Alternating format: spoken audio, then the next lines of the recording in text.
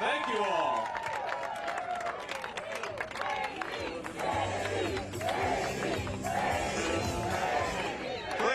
Please. Thank you all, please. It is great to be here in Michigan. It's a little hot today, but it's a beautiful state. All right, let me talk a little bit about what we're going to do to take this country back. We're going to take back the White House. We're going to restore American manufacturing. We're going to restore a whole country, and it's going to start right here in the state of Michigan. Now, I love Byron Center. I've been here just about a couple hours, but Byron Center has been cast aside, and a lot of places in this country have been cast aside by America's ruling class in Washington, D.C.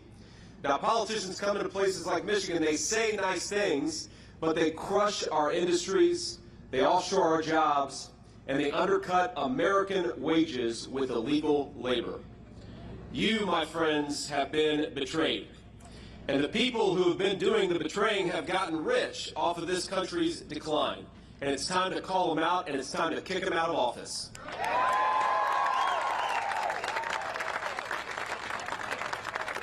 Now, when Kamala Harris raised the price of American energy, Michigan suffered.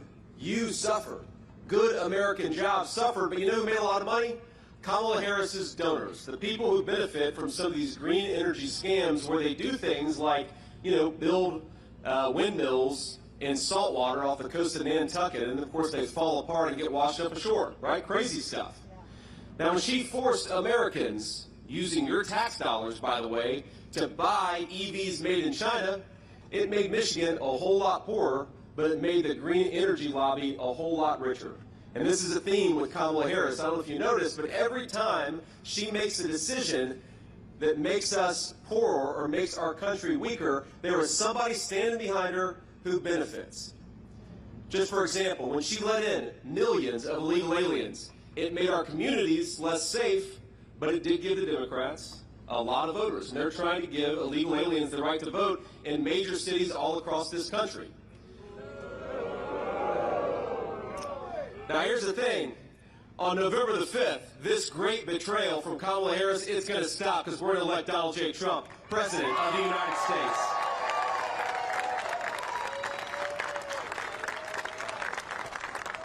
Now, I grew up in a town not all that different from Byron Center, and I watched in my own community as jobs were sent overseas.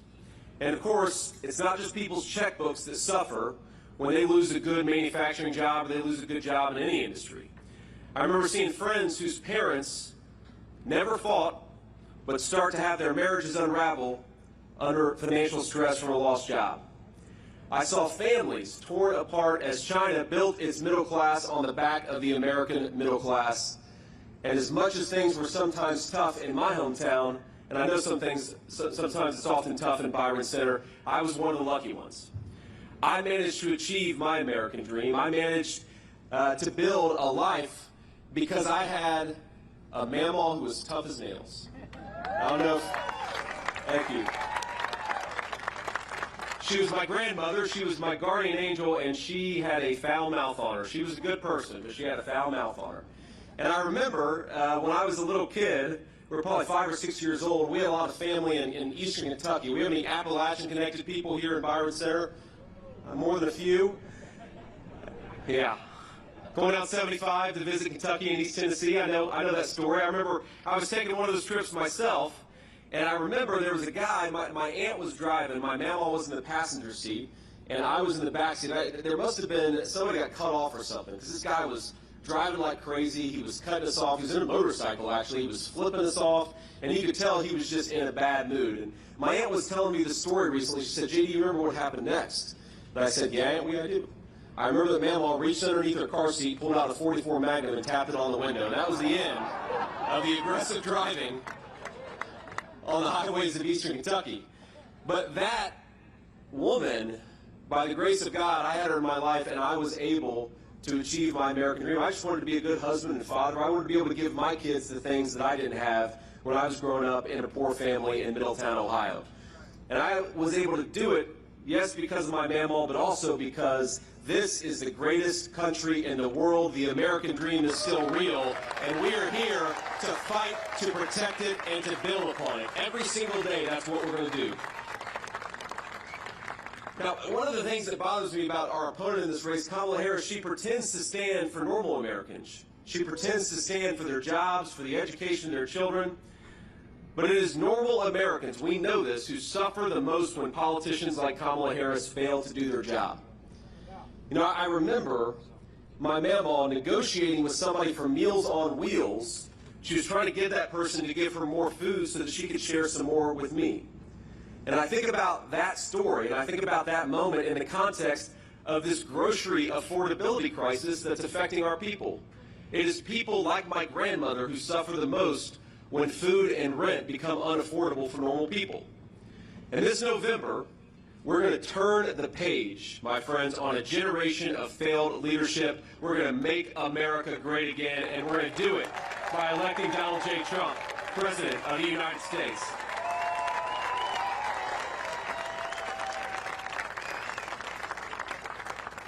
Now, that's the most important thing, of course, is the top of the ticket, because we all know the president controls so much in this country. We're also going to need a lot of help up and down the ballot. So I want to introduce a few people who are great Michiganders, who are great American patriots, and they are fighting every day for you and for this state. I want to start out with Michigan Senate Republican leader Eric Nesbitt. Where's Eric?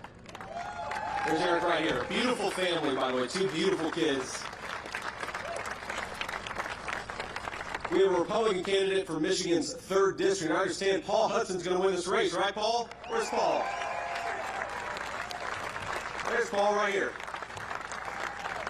We've got Representative Brian Mast, the great Brian Mast. Number 5, Brian. Thank you, man. We've got Representative John Molinari. Where's John? There's John right there. Did I get your name right, John? Close enough? Close enough. And we have got a great guy running who's going to be the next senator from the great state of Michigan, Mike Rogers. Where's Mike? There he is.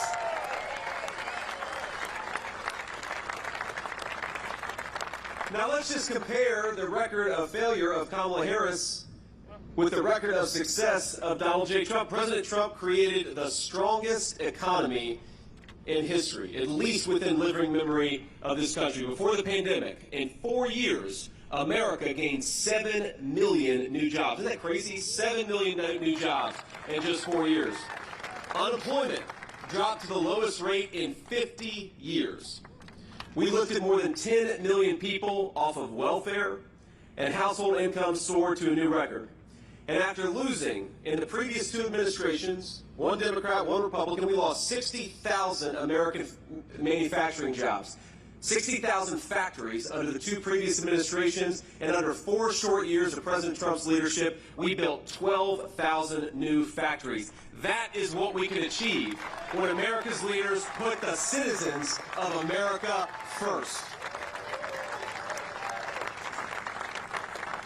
Now, after COVID, President Trump set America on the path to a powerful, inflation-free recovery. All Kamala Harris had to do was leave it alone. And by the way, while we're on the topic of Kamala Harris, we've got some of our friends in the media. I just can't quite get over how dishonest the American media is about Kamala Harris. Isn't that craziest thing?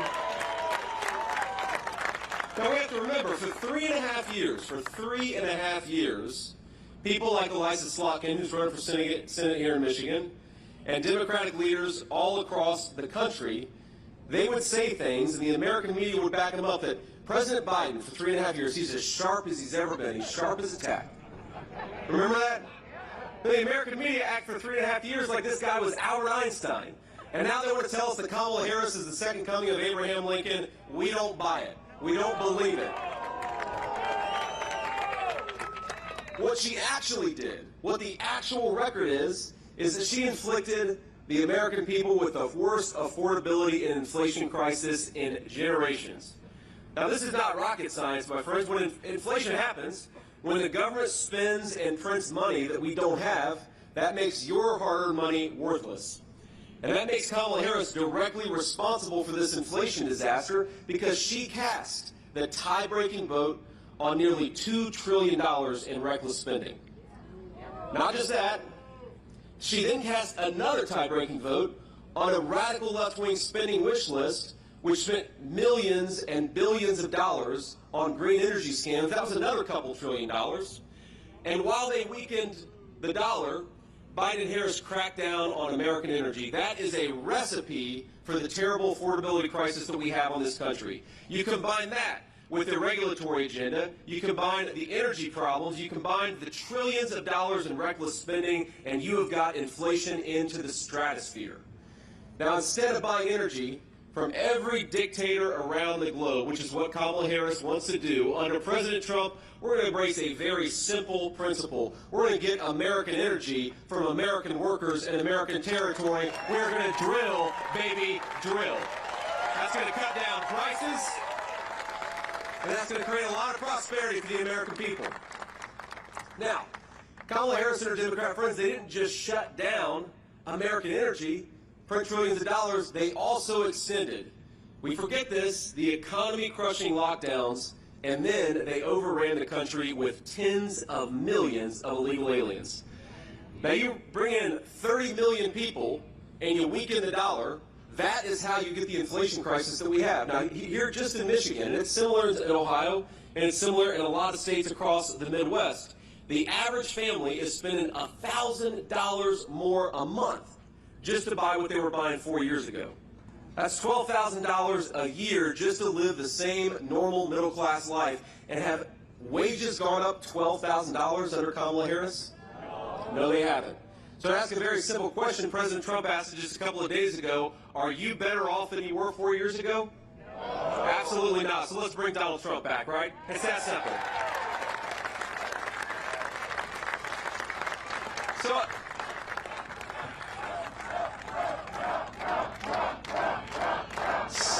thank you. So under Kamala Harris, gas prices are up 50%.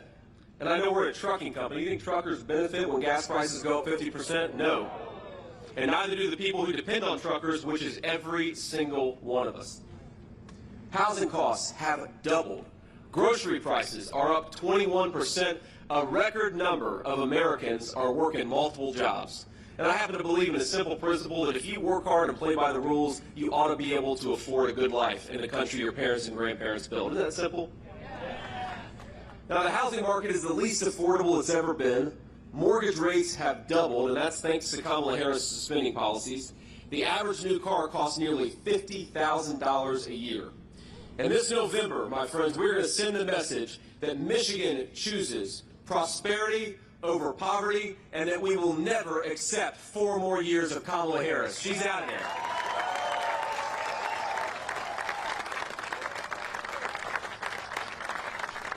But inflation isn't the only scourge that Washington and Kamala Harris have inflicted on American workers.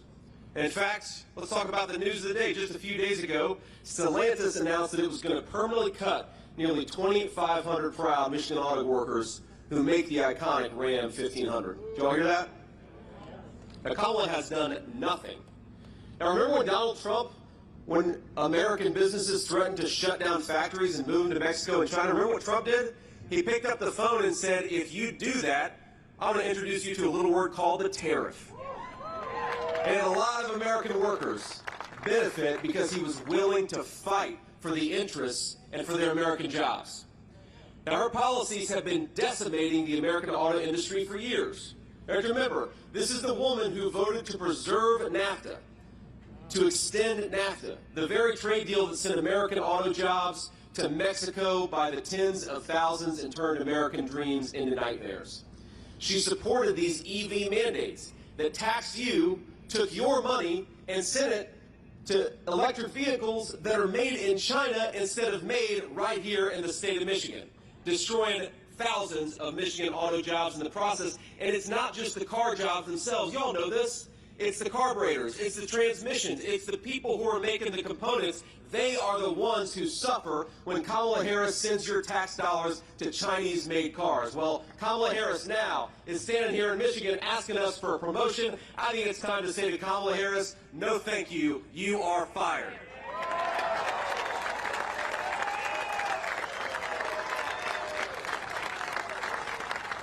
Now, even when Harris sold your jobs to the lowest bidder overseas, trashed your paychecks with unprecedented inflation, as America's borders are, she did something maybe even worse, flooding this country with millions of cheap, illegal alien laborers, stealing your jobs, depressing our wages in the process. On day one, just remember what they did. They promised they were going to do it, and then they did it. On day one, Biden and Harris suspended deportations. They stopped building the wall. I was at the wall a week ago, and you see it just laying on the ground, ready to be completed, and Kamala Harris won't let them. They reinstated catch and release, meaning that even if Border Patrol catches an illegal alien, oftentimes they get released into our country anyways. And they proposed amnesty for millions of illegal aliens. Kamala Harris turned Border Patrol into a travel agency for violent criminals and freeloaders from around the world. Now, President Trump and I have a different message. If you're in this country illegally, start packing your bags because Donald Trump is going to send you home, and he's going to do it on day one.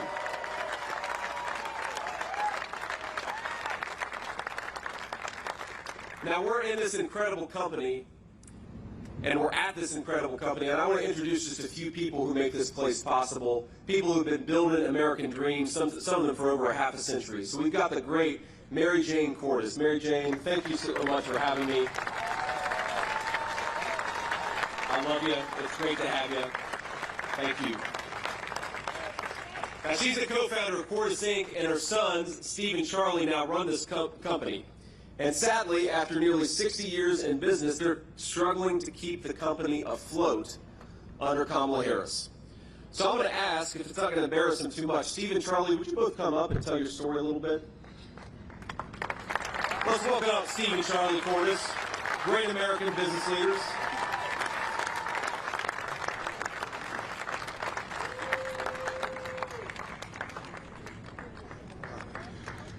Yeah, JD's right. The last 4 years with fuel prices, inflation, we just have to work so hard. Steve and I are here all the time. We've tried to give raises to our guys, but when inflation goes up 20% since 2021 under this administration in Michigan, it's a little hard to keep up. We're doing the best we can. Our margins are getting thinner. We're going to keep going. We got great employees. There's a bunch of them here, and we're just going to keep rocking it out. But we got to get this guy elected. We got to get Donald Trump elected with JD as his VP. And I agree so much on what JD has to say. We try to use the best parts we can. We do not want to put Chinese parts on our vehicles. The safety of the road is at stake. We always buy American-made as much as we can, and it's getting harder because they ship the jobs overseas. So we need to bring them back with the tariffs like Donald Trump did before and keep America great. Thank you.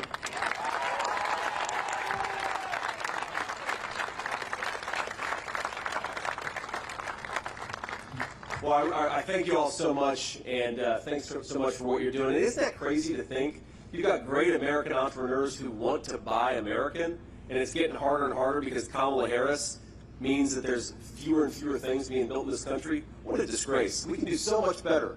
We got the best workers, the best people. We've got the best country. We just need American leaders to stop screwing it up.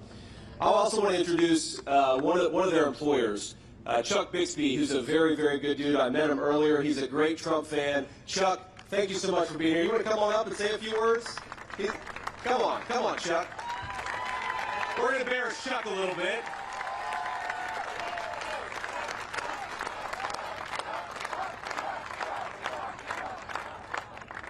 As they all said before, we need him. Not only is Donald Trump going to do the next 4 years, I got dibs on him doing the 4 after. You're welcome. Yep, I see it. We're there. Everybody get people out, get them to vote. The more votes that we can get out, the harder it's going to be for them to cheat. Yeah.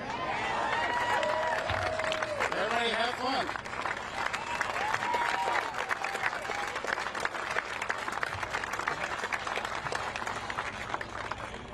So, Chuck, I'm sorry for embarrassing you. I had to make you come up and say a few words. So let me just tell you a little story. Chuck reminds me of a lot of people that I knew growing up in Middletown, hardworking people, people who keep this country running. And it reminds me, sometimes Kamala Harris, she talks, and the Democrats talk about the old economy versus the new economy. I like to talk about the real economy versus the fake economy. And the real economy is for the people who build things with their hands, who get it to our stores, who transport it from one place to another. Chuck is working in the real economy. Without a lot of American workers like him, this country would be screwed. So thank you, Chuck. Thanks for what you do.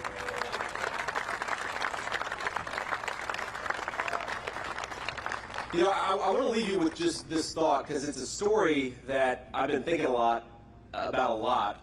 I've been on the campaign trail as the vice presidential nominee for all of about 4 weeks, and what an honor it is. But not long ago, I met a woman on the campaign trail, and she told me a story that really stuck out to me. She is a nurse, and her husband is recently retired.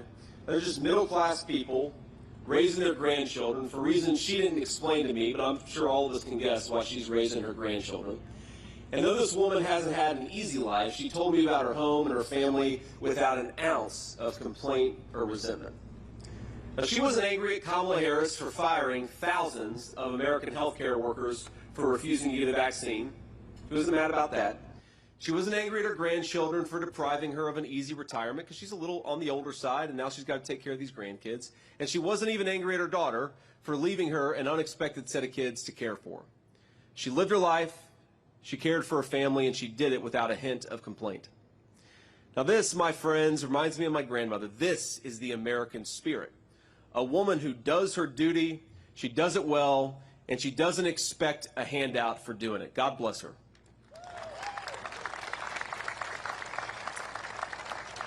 But, if there wasn't any entitlement, there was a bit of sorrow. Because in a lifetime of trials and tribulations, there was one thing about this moment that frustrated her: that the price of food had gotten so high that she could no longer do steak night. Every Friday, she told me, for years, we have done steak night in our house. And I'm not talking about a steakhouse or a filet mignon, but in good times and bad, we made sure that Friday, we'd go to the grocery store, we'd get a nice steak, and make it a special occasion. That was her family tradition every single Friday. And now, she told me, it's gone. We just do hamburger. There's nothing wrong with hamburger, but it's not a steak. Grocery bills are just too high, she said. Now, her nurse's salary isn't high enough, and her husband, who's a retiree, his Social Security is just a little too small. Now, America, I think, was built on a very simple promise: that each of us would have a say in our own government, that each of us would be secure in our own property, however tiny a slice of our country we got to own. Now, the old way was that we were to be ruled by some foreign king in a faraway land. Then in America, every man and every woman is a king, and yes, if you work hard, you ought to be able to afford a steak on a Friday night for a special occasion.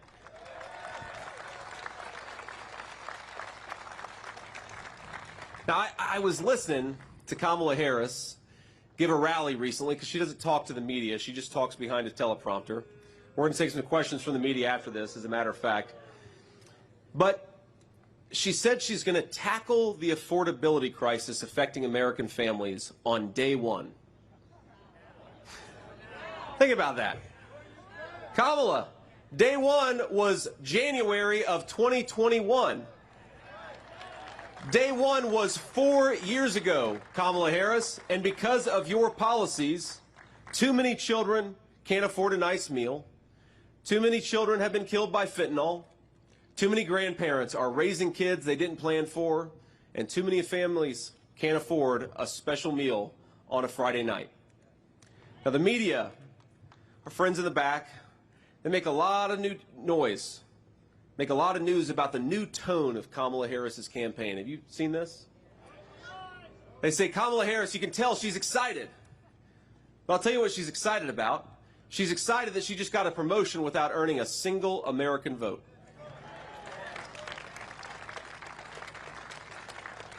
She says she's having fun.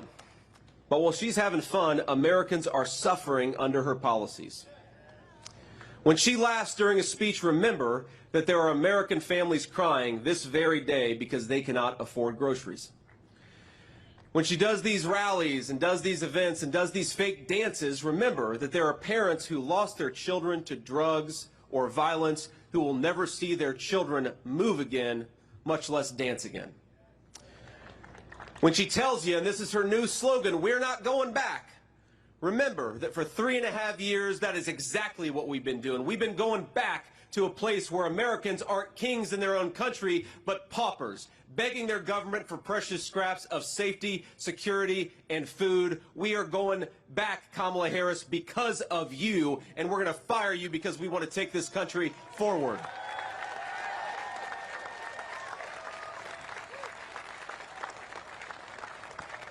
Now, I cannot get over, my friends, about everything about her campaign is fake.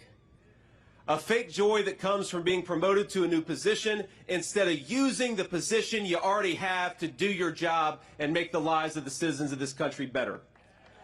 It's a fake ticket that never earned a single Democrat primary vote. It's a fake platform that offers no specifics about how to do the people's businesses, and a fake promise to change the government even though she's been in charge of that very government for almost 4 years and hasn't done a damn thing.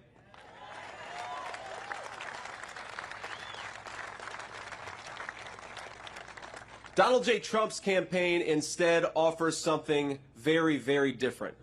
Not a fake optimism, but a very real hope. A hope and a vision to see that hope become reality in this country once again. A hope that we have the best workers in the world, so we're going to stop shipping their jobs to China and build more things right here in the United States of America. A hope that if we unleash American energy and American farmers, food and energy will become affordable in this country again.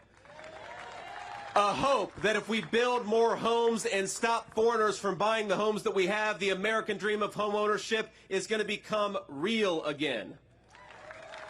It is a hope that we can close the border and stop the drugs if we empower the Border Patrol and back the blue in Michigan and everywhere else.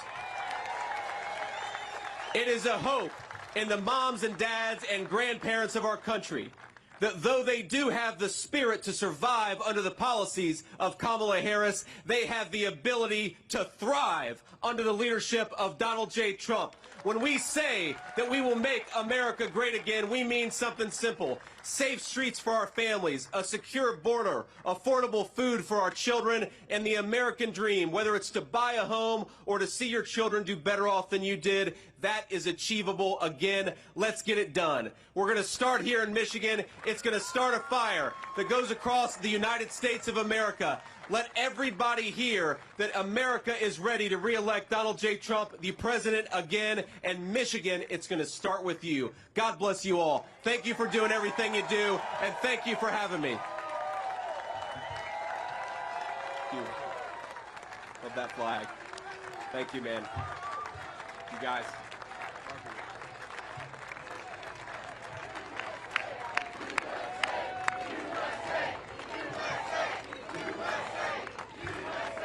Now, I believe if y'all are willing to stick out the heat a little bit longer, we're going to do some interviews with some real news and some fake news. So I think we have some reporters up here in the front. And what I'd ask is that if you're a local reporter from Michigan, raise your hand first. I'd like to take your questions first, and then I'll go on down the line. So everybody, get ready because we're going to have some fun with the American media. Question in the air, especially if you're from Michigan. Anybody, any local reporters from Michigan? I guess maybe we got them all back here. Okay, they're on camera. Well, you'll catch on camera what I say. So we'll start with the person who's from Michigan but represents the national press.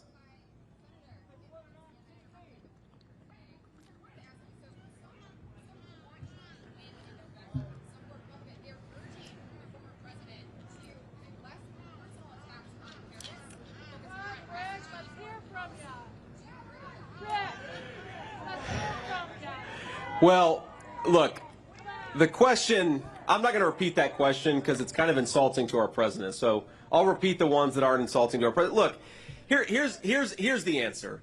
To the people who say that Donald Trump should do something different, they had an opportunity to make Donald Trump do something different by challenging him over 3 separate primaries, every single one of which he won. So I think that Donald Trump has earned the right to run the campaign that he wants to run. And look, if you listen to what Donald J. Trump says, if you look at what I say, we are prosecuting the case against Kamala Harris on policy.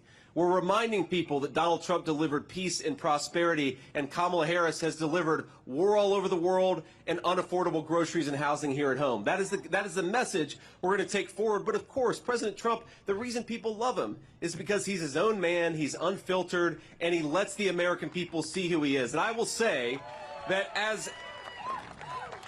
as his running mate, I obviously can't always speak for the president, but I think I speak for the president. I think I speak for the American people in saying this, that we'd much rather have an American president who is who he is, who's willing to offend us, who's willing to tell us the truth, who isn't a fake who hides behind a teleprompter, but lets the American people see exactly who he is.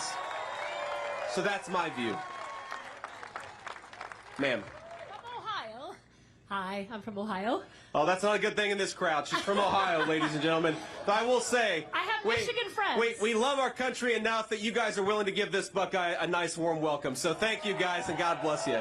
Ma'am. Senator Vance, thanks for taking my question. I'm Janice Heisel with the Epoch Times.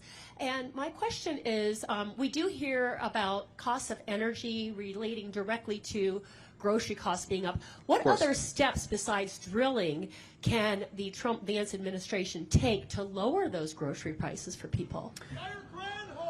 That's right.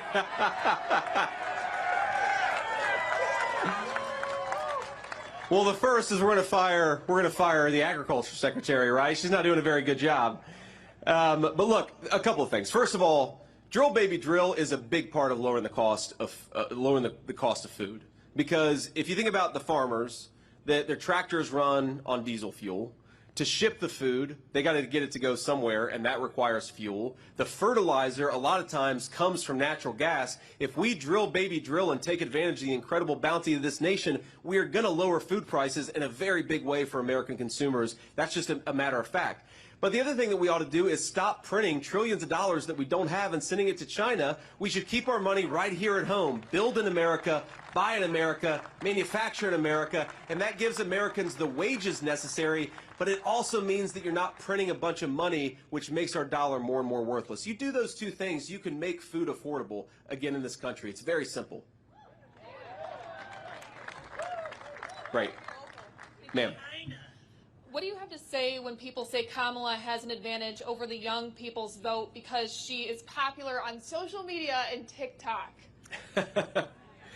Well, look, I'd say the reason that Kamala Harris does a lot of social media, but we do a lot of social media too, but she doesn't have any ability to be unscripted. Right? What is she going to do other than play around on TikTok? She sure as hell isn't giving interviews. She's not standing before the American people answering questions, right? Now, at least from what I've seen, President Trump and I have great presence all across social media. He just did an interview with Elon Musk on X that had hundreds of millions of American listeners. It sounds like a lot of people in the audience. So I think we're doing great on social media. But my message to young people, I mean, look, I'm the only millennial, the first millennial in the history of a national ticket. And my message to young people is we want you to be able to build a life in this country. If you work hard and play by the rules, we want you to be able to afford a house. We want to bring mortgage interest rates down so that you can actually get a loan to buy that house. We want you to be able to raise a family if you so choose without having it destroy your checking account. And we have got the policies to make that happen. So I think that Kamala Harris, assuming that she can run this filtered campaign hiding behind a teleprompter, young people are smart.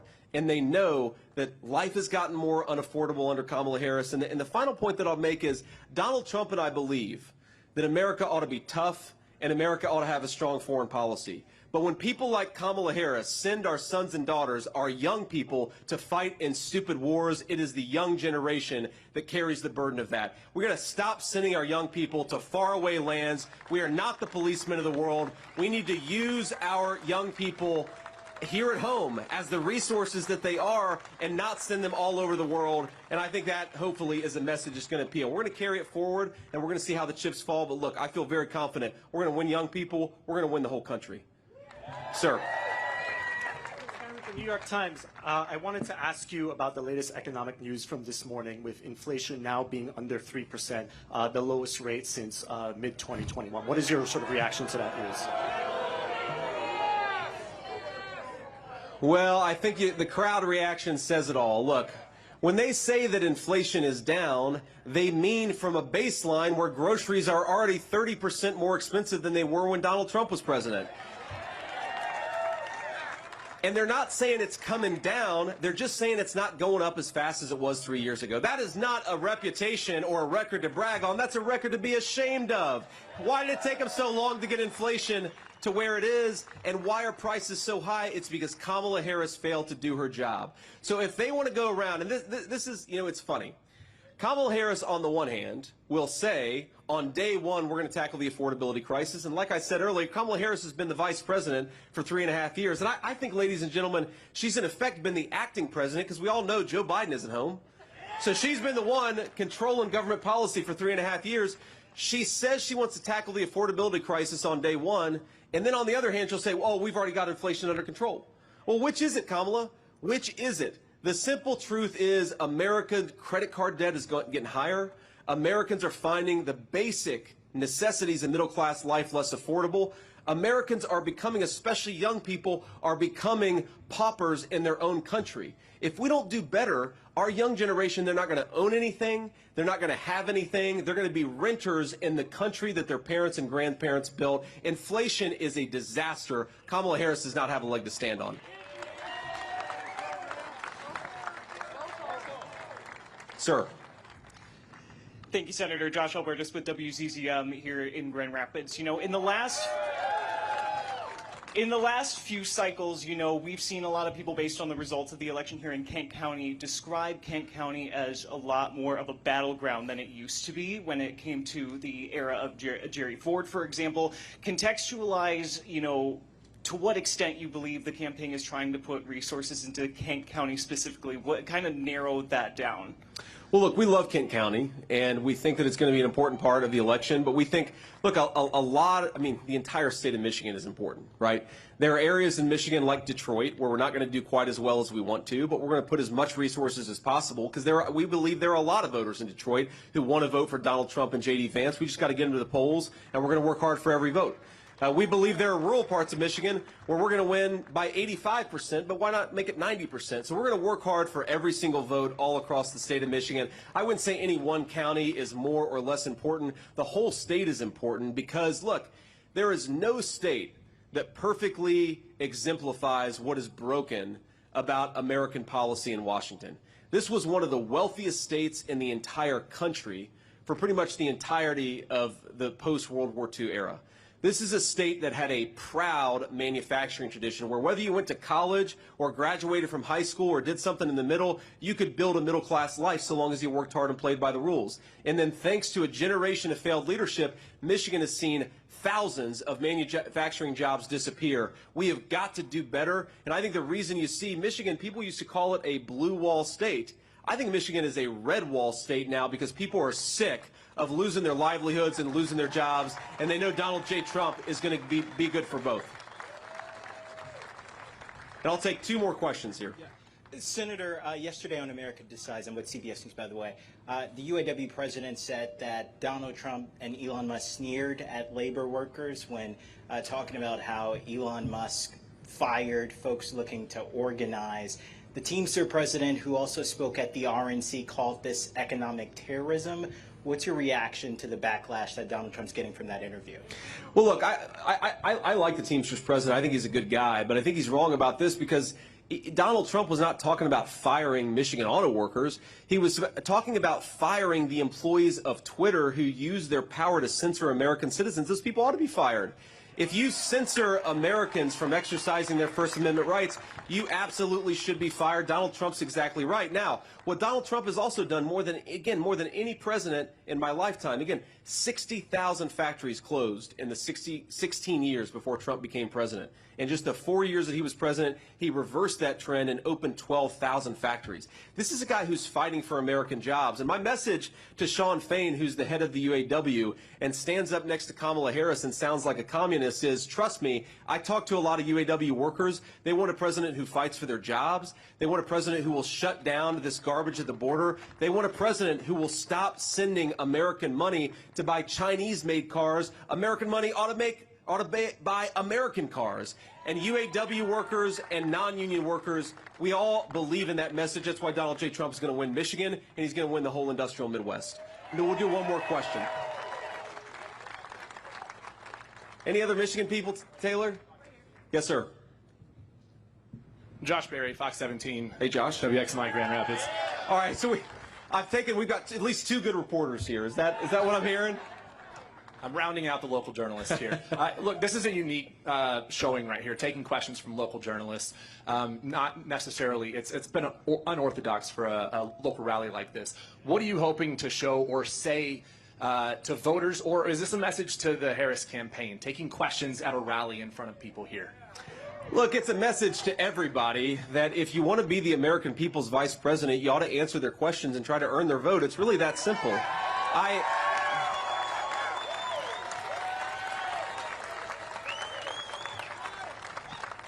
You know, you think about this, and I'm only 40 years old, but I've been in public life long enough to know that sometimes you need to explain certain things, or sometimes new things come up and you've got to answer people's questions. How are you going to address that issue, or how are you going to address this issue? You have got to stand before the American people and answer tough questions if you want to do this job. And it is scandalous that Kamala Harris is running from the media, but more importantly, she's running from the American people. That's a disgrace. I've never seen a presidential campaign in the history of my life where a person is asking to be the president of the United States, but she's afraid of you guys. Now, look, I'd say this. Some of you, I think, are perfectly fine journalists. Some of you, no offense, are fake news. But whatever your background in journalism, if you can't answer questions from the media, do you think you're going to be able to take on Vladimir Putin or Xi Jinping? If you're afraid of answering before the American people, how can we possibly trust you to sit in a room with world leaders and represent the American people? What?